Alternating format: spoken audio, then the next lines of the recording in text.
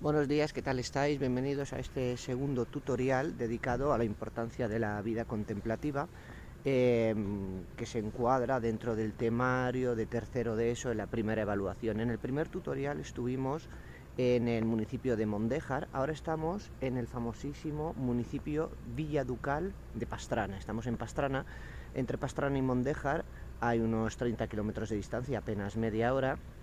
También nos ubicamos en la zona sur de la Alcarria. Ahora mismo la temperatura tanto aquí en Pastrana como en Mondéjar es de 2,5 grados bajo cero.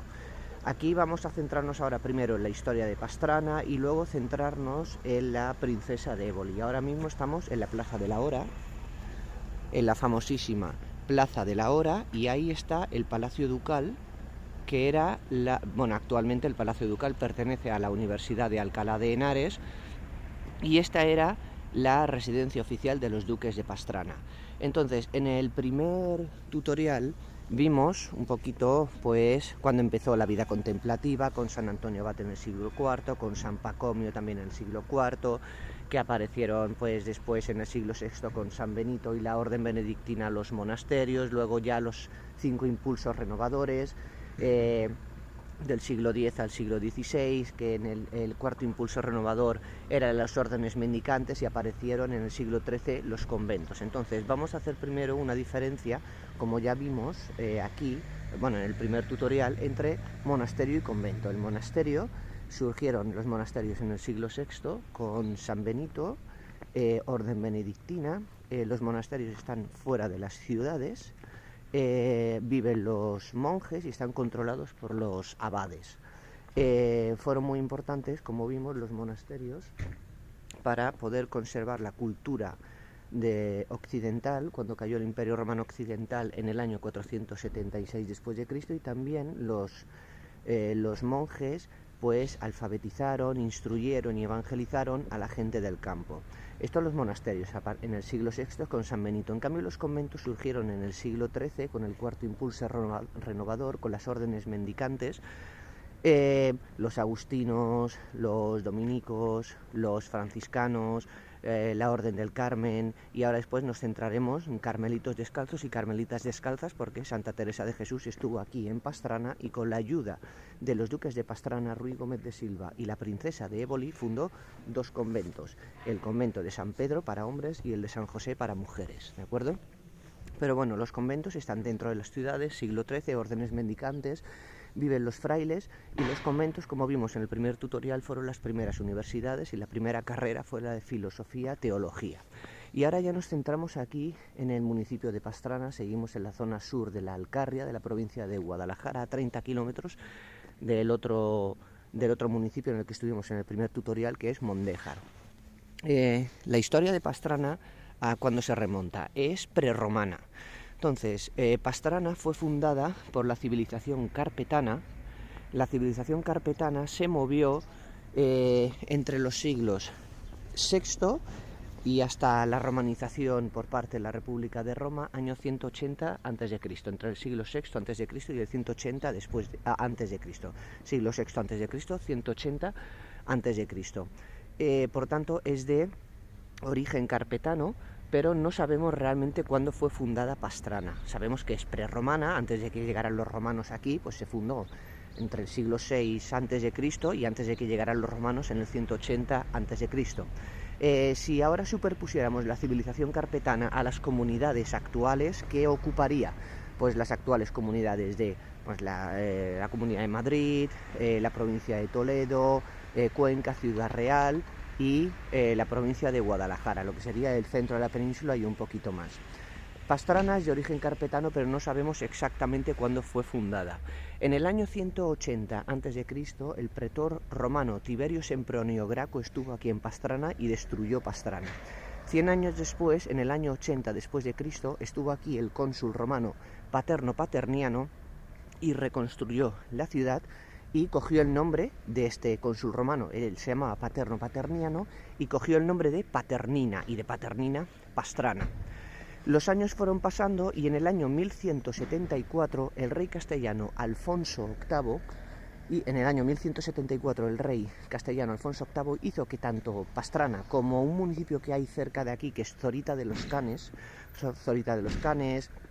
lo que es la zona de Albalate de Zorita, donde está Recópolis, que fue la ciudad visigoda que fundó Leovigildo en el siglo VI, dedicada a su hijo Recaredo I durante el reinado visigodo. Entonces, toda esta zona de aquí quedó bajo la protección de la Orden de Calatrava.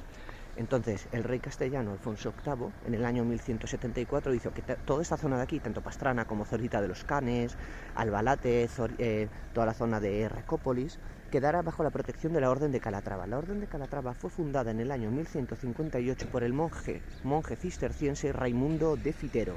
¿Por qué se fundó la Orden de Calatrava en el año 1158? Para defender Calatrava, que es un municipio de Ciudad Real, del avance de los musulmanes.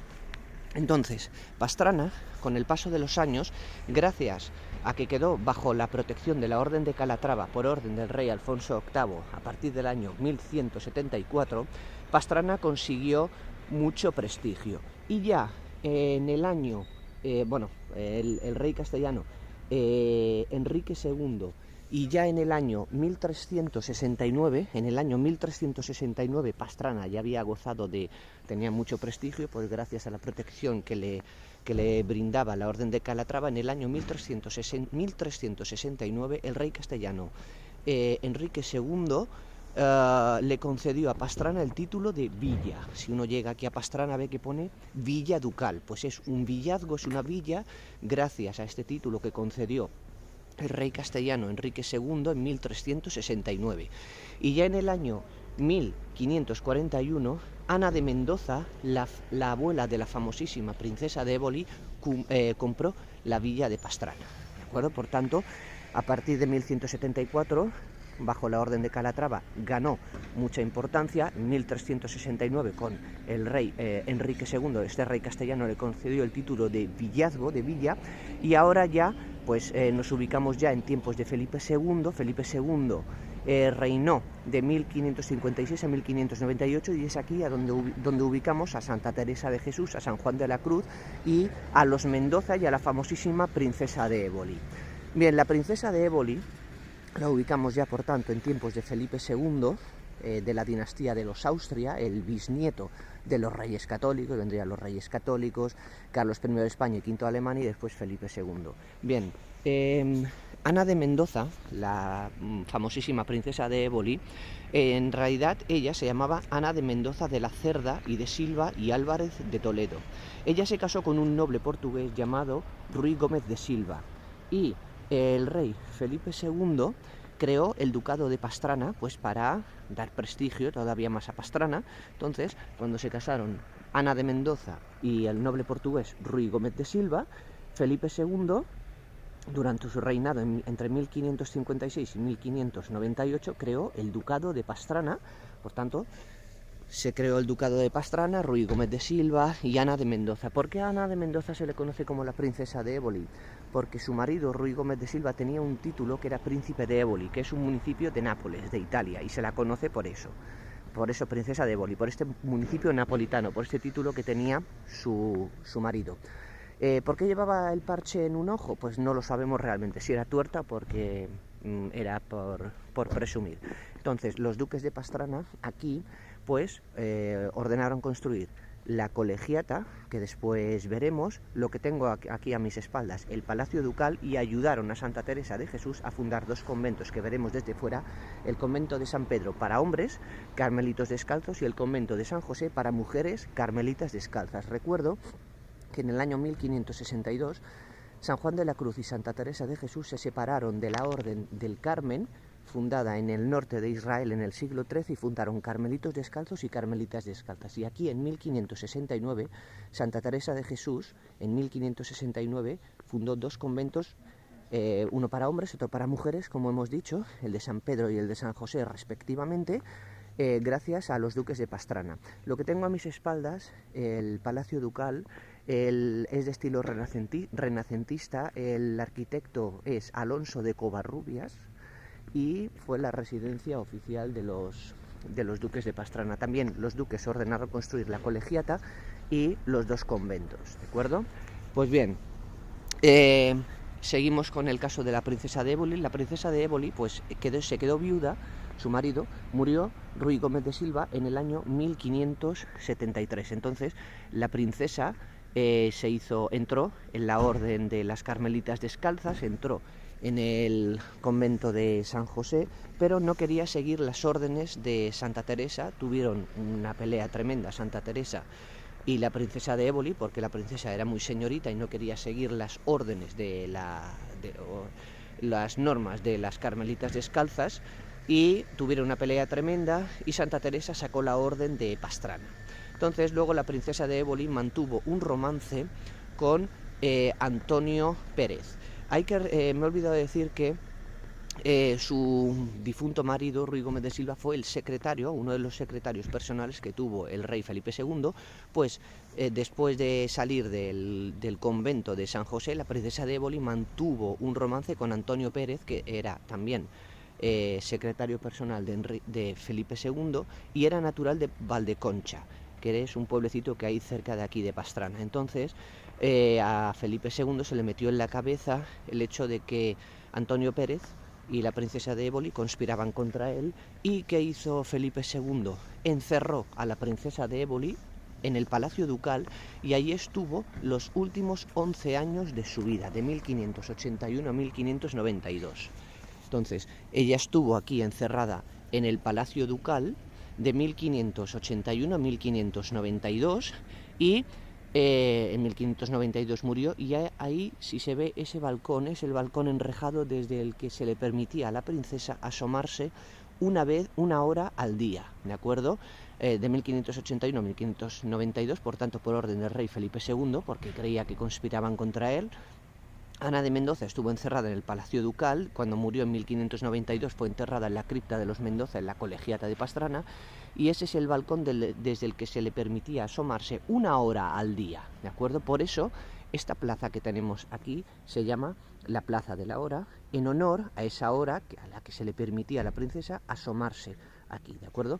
Entonces pues vemos un poquito el Palacio Ducal, también veremos imágenes de la Colegiata, donde está la cripta de los Mendoza, y de los dos conventos.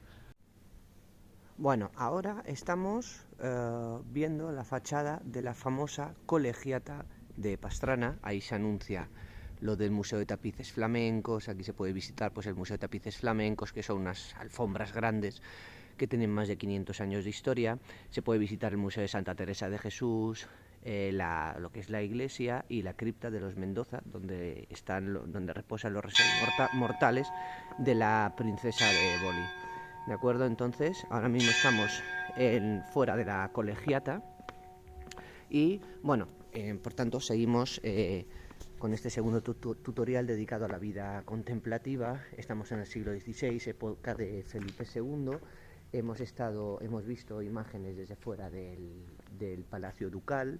Ahora estamos viendo imágenes pues de la Colegiata, que también la ordenaron construir los duques de Pastrana, Ruy Gómez de Silva y la princesa de Éboli, Ana de Mendoza, que ella en realidad se llamaba Ana de Mendoza de la Cerda y de Silva y Álvarez de Toledo.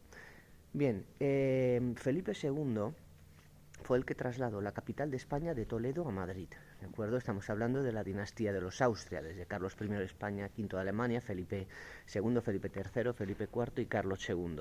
Entonces, él ordenó construir, Felipe II ordenó construir el monasterio de San Lorenzo del Escorial, que es una de las residencias que tiene la familia real, también el Palacio Real o la Zarzuela. Entonces, ¿cómo localizamos el Escorial? Bien, tenemos el sistema central, que es esa cadena montañosa de 600 kilómetros que va desde el centro de Portugal y que llega hasta el centro de la península ibérica. Al norte quedaría, ya en la península ibérica, en España, al norte quedaría Castilla y León, y al sur Extremadura, Madrid y Castilla-La Mancha. Pues bien, los 80 kilómetros del sistema central que pasan por la Comunidad de Madrid se llama la Sierra de Guadarrama, y allí en la Sierra de Guadarrama, en el Monte Abantos, a 1028 metros de altura, está San Lorenzo del Escorial. Entonces allí tenemos la cripta real, donde están enterrados todos los Borbones, todos los Austrias. Bueno, como decíamos, en el monasterio de San Lorenzo del Escorial están enterrados todos los Austria, de Carlos I de España y V de Alemania, Felipe II, Felipe III, Felipe IV y Carlos II, y prácticamente todos los Borbones menos dos, ¿de acuerdo? Después lo veremos. Felipe V, el primer Borbón, está enterrado en el Palacio Real de la Granja de San Ildefonso en Segovia, y luego el tercer Borbón, que es Fernando VI, está en el convento de las Salesas Reales de Madrid. Bueno, cuando muere un rey es llevado al pudridero en San Lorenzo del Escorial. Es un habitáculo en el pudridero en San Lorenzo del Escorial cuando fallece un rey o una reina, y allí pasa un mínimo de 25 años con el objetivo de que el cuerpo se encoja y después es llevado a la cripta real. Actualmente no hay sitio ni para los reyes eméritos ni para los reyes actuales oficiales, entonces habría que buscarles otra ubicación, ¿de acuerdo? Por tanto, cuando fallece un rey, pues es llevado a San Lorenzo del Escorial y pasa en el pudridero un mínimo de 25 años para que el cuerpo se encoja y entre en los sarcófagos. Ahora pues seguimos viendo un poquito la fachada de la Colegiata de Pastrana, donde está el Museo de Tapices Flamencos, donde está la cripta de los Mendoza y el Museo de Santa Teresa de Jesús. Y ahora seguimos pues con nuestra visita por Pastrana y también veremos imágenes del exterior del convento de San Pedro y el de San José. Bueno, nos encontramos otra vez en la Plaza de la Hora, frente al Palacio Ducal, la residencia de los duques de Pastrana, estilo renacentista, Alonso Covarrubias, el balcón donde se asomaba una hora al día la princesa de Éboli, de 1581 a 1592. Bueno, hemos visto también, hemos explicado también San Lorenzo del Escorial, ordenado construir por Felipe II, ¿de acuerdo? El arquitecto fue Juan Bautista de Toledo, y es de estilo renacentista, y hemos dicho que se ubicaba en el monte Abantos.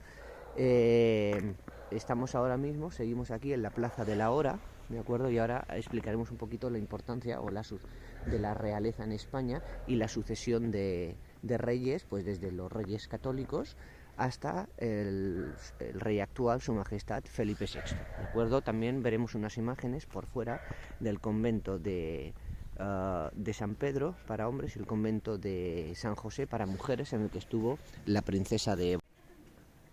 Bueno, hemos comentado lo del monasterio de San Lorenzo del Escorial, estilo renacentista. Felipe II lo ordenó construir, arquitecto Juan Bautista de Toledo, y se construyó de 1563 a 1584, una de las residencias oficiales de la familia real.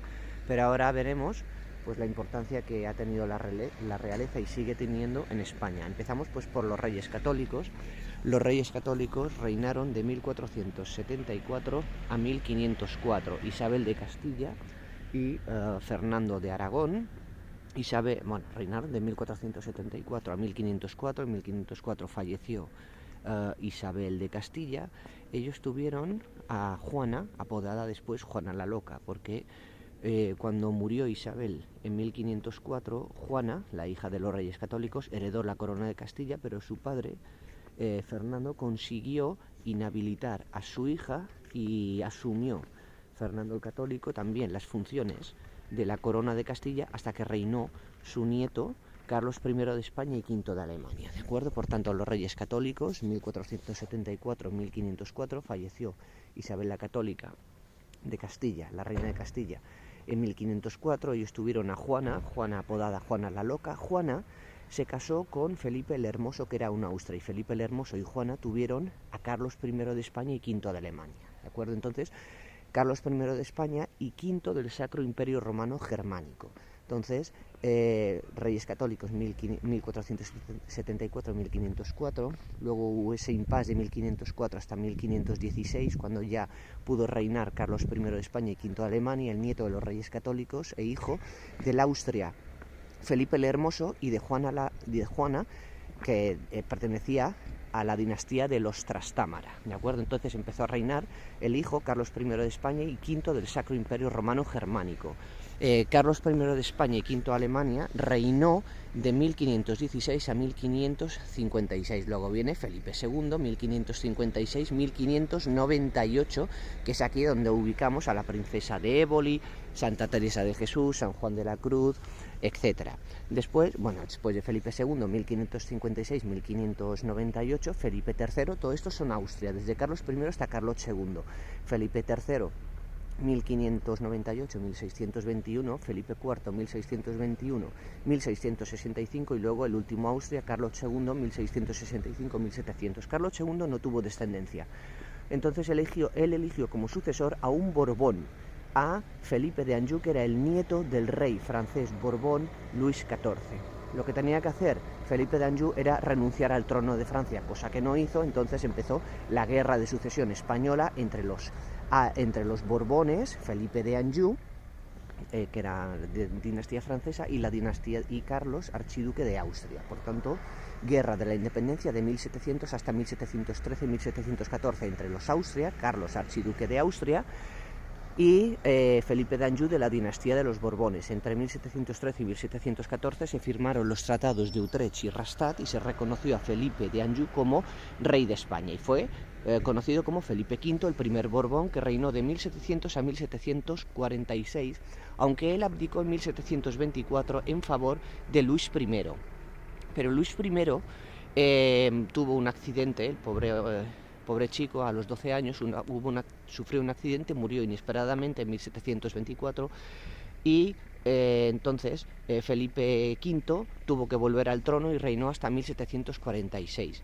Todos los Austria están en la cripta real de San Lorenzo del Escorial, pero de los Borbones, Felipe V de 1700 a 1746 está enterrado en el Palacio Real de la Granja de San Ildefonso en Segovia. Luis I, aunque reinara unos pocos meses, a la edad de 12 años, en 1724 está enterrado en la cripta real. Su sucesor, después de Felipe V, que reinó hasta 1746, luego Fernando VI, 1746-1759, ¿vale? Fernando VI, 1746-1759, está enterrado en el convento de las Salesas Reales de Madrid. Luego viene Carlos III, 1759-1788, luego Carlos IV, 1788-1808, Guerra de la Independencia contra los franceses, que los franceses estuvieron aquí, 1808-1814. Durante la Guerra de Independencia los franceses estuvieron aquí en Pastrana y deterioraron bastante la cripta de los Mendoza en la Colegiata, 1808-1814. Durante la Guerra de Independencia Napoleón Bonaparte nos impuso como rey a su hermano José Bonaparte, que está enterrado en el Cementerio de los Inválidos en París. Después de la Guerra de la Independencia viene ya Fernando VII, 1814-1833, luego Isabel II, 1833, ¿de acuerdo? Fernando VII, después de la Guerra de Independencia, 1814-1833, Isabel II, 1833-1868, luego viene el Sexenio Democrático Liberal, 1868-1874, Alfonso XII, 1874-1885, Alfonso XIII, 1885-1931, Segunda República, 1931-1939, Guerra Civil Española, 1936-1939, Gobierno del General Franco, el Generalísimo, 1939-1975, Reinado de Juan Carlos I de España, 1975 hasta su abdicación en 2014, y Su Majestad Felipe VI, el rey actual, el actual monarca, 2014 hasta la actualidad, ¿de acuerdo? Por tanto, vemos que la realeza juega un papel muy importante. Vamos a ver imágenes también ahora de los dos conventos que fundó Santa Teresa con la ayuda de los duques de Pastrana. Bueno, ahora mismo estamos viendo el convento de San José para carmelitas descalzas, ¿de acuerdo? Fundado por los duques de Pastrana y Santa Teresa de Jesús. Entonces, hemos visto cómo Santa Teresa y San Juan de la Cruz se separaron de la Orden del Carmen en 1562 y después en 1569 Santa Teresa de Jesús, con la ayuda de la princesa de Éboli, fundó dos conventos, el convento de San Pedro para hombres, que ahora se conoce como del Carmen, que después lo veremos, y este de aquí, el convento de San José, que actualmente se conoce como de Concepción Francisca, para carmelitas descalzas. Entonces, cuando hemos explicado que cuando la princesa de Éboli enviudó, cuando Ruy Gómez de Silva murió en 1573, la princesa estuvo enclaustrada en este convento de San José, pero tuvo una fuerte discusión con Santa Teresa de Jesús, y Santa Teresa de Jesús sacó la orden, Carmelitos Descalzos y Carmelitas Descalzas de Pastrana, y el convento de San José después fue ocupado por las franciscanas y por eso se conoce como de Concepción Francisca, pero podemos ver como aquí es donde estuvo la famosa princesa de Éboli en el convento de San José, o de ahora actualmente de Concepción Francisca, y aquí pues estuvo enclaustrada, estuvo de monja con las Carmelitas Descalzas para mujeres, fundadas por Santa Teresa de Jesús. ¿De acuerdo? Entonces, pues aquí tenemos estas imágenes, hemos visto el Palacio Ducal desde fuera, la residencia de los duques de Pastrana, hemos visto la Colegiata, donde está la cripta de los Mendoza, el Museo de Santa Teresa, donde está el Museo de Tapices Flamencos, y aquí ahora pues vemos el convento de San José, fundado por Santa Teresa de Jesús y los duques de Pastrana en 1569. Entonces, hay que tener en cuenta una serie de elementos de la vida contemplativa. Las monjas siempre son de clausura. Lo que vemos por las calles son religiosas. Los monasterios y las monjas son controlados por abades y abadesas. Las madres superioras son las que controlan a las religiosas que no son de clausura. Las monjas siempre son de clausura, las religiosas no son de clausura. Eso, tenemos que distinguir entre los sacerdotes seculares, que pertenecen a una diócesis, de los sacerdotes regulares, que son los que pertenecen a una régula, a una orden. Es obligatorio que los sacerdotes, cuando van, por ejemplo, por la calle, vayan identificados. En el caso de los sacerdotes seculares que pertenecen a una diócesis, pues que vayan con el clergyman, el alzacuellos o con la sotana. Y los que pertenecen a una orden tienen que ir pues con el hábito de la orden. Por ejemplo, los capuchinos o los franciscanos pues van por la calle, tienen que ir con chanclas y tienen que ir con el hábito marrón, el cíngulo, el rosario colgando, etcétera. O los jesuitas de negro, los agustinos de negro, etcétera, ¿de acuerdo? Lo dice el derecho canónico, que es la jurisprudencia de la Iglesia, el Codex Iuris Canonici, canon 284. Y luego el horario que tienen, un horario estándar que tienen la vida contemplativa.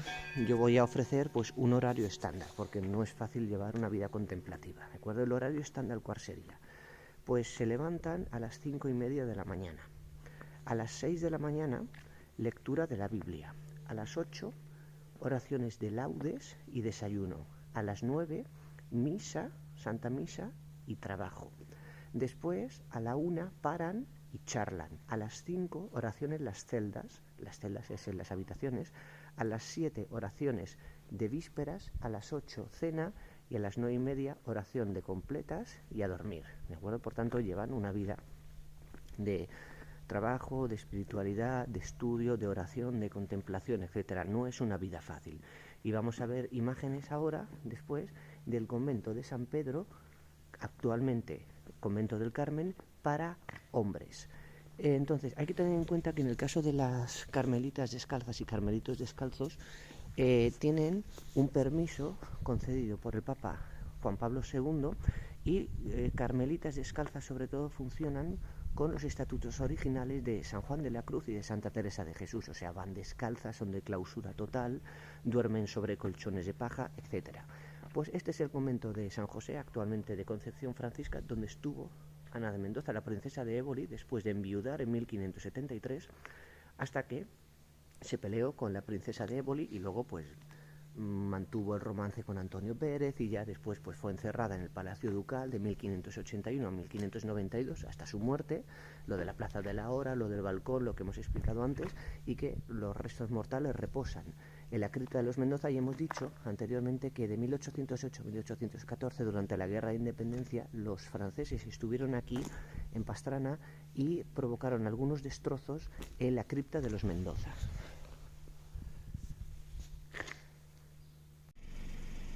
Ahora mismo estamos viendo unas imágenes de la fachada del exterior del convento de San Pedro o del Carmen, ¿de acuerdo? Entonces seguimos en Pastrana, estamos más a las afueras, y aquí pues tenemos el convento de San Pedro para hombres, carmelitos descalzos, y hemos visto antes el de San José o de Concepción Francisca para mujeres, donde estuvo la princesa de Éboli. Pues aquí tenemos el convento, este es el convento de San Pedro para carmelitos descalzos, fundado por Santa Teresa de Jesús, al igual que el de San José para mujeres, en 1569 gracias a la ayuda de los duques de Pastrana. Por tanto, aquí tenemos el convento de San Pedro, actualmente conocido como del Carmen, y vamos a acercarnos un poquito más para verlo de cerca. Pues aquí vemos más de cerca el convento del Carmen, que originalmente pues se llamaba el convento de San Pedro, fundado, como hemos dicho, por Santa Teresa de Jesús en 1569, carmelitos descalzos, con la ayuda de los duques de Pastrana, y hemos visto antes el de San José o Concepción Francisca, 1569 también, donde estuvo la princesa de Éboli, carmelitas descalzas. Entonces, con esto pues finalizamos aquí el tutorial de la visita a Pastrana, aquí delante del convento de San Pedro, actualmente conocido como Convento del Carmen, fundado por Santa Teresa de Jesús con la ayuda de Ruy Gómez de Silva, duque de Pastrana, y la duquesa Ana de Mendoza o princesa de Éboli.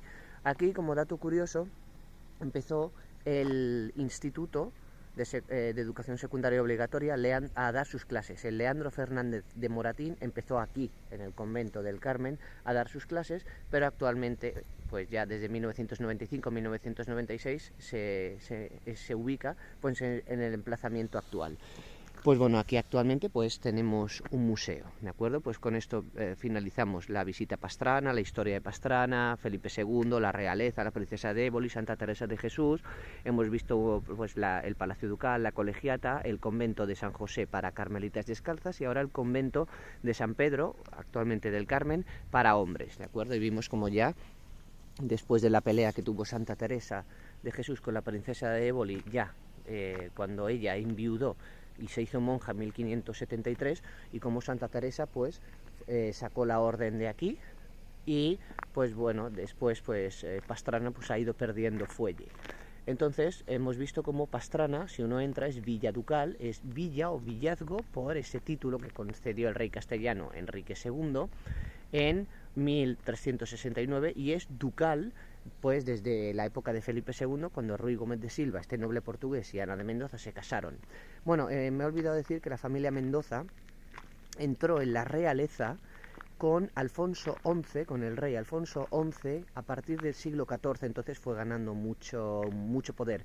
Y la familia Mendoza es de Álava, de un municipio de Álava, de las Vascongadas, llamado Mendoza. Entonces, a partir de Alfonso XI, en el siglo XIV, pues los Mendoza empezaron a ganar mucha influencia, pues hasta que Ana de Mendoza, en 1541, la abuela de la famosa princesa de Éboli, compró la villa de Pastrana, que después pasó a ser villa ducal, villa o villazgo desde 1369 con el rey castellano Enrique II, y ducal pues desde Felipe II, 1556-1598, cuando concedió el título de duques de Pastrana a Ruy Gómez de Silva y a la princesa de Éboli. Y hemos visto también pues el monasterio de San Lorenzo del Escorial, que todos los Austria, Carlos I de España, V de Alemania, Felipe II, Felipe III, Felipe IV y Carlos II están enterrados todos ahí, en la cripta real de San Lorenzo del Escorial, y de los Borbones todos están enterrados ahí. Hemos hablado de lo del pudridero, etcétera, y que todos los Borbones están ahí, menos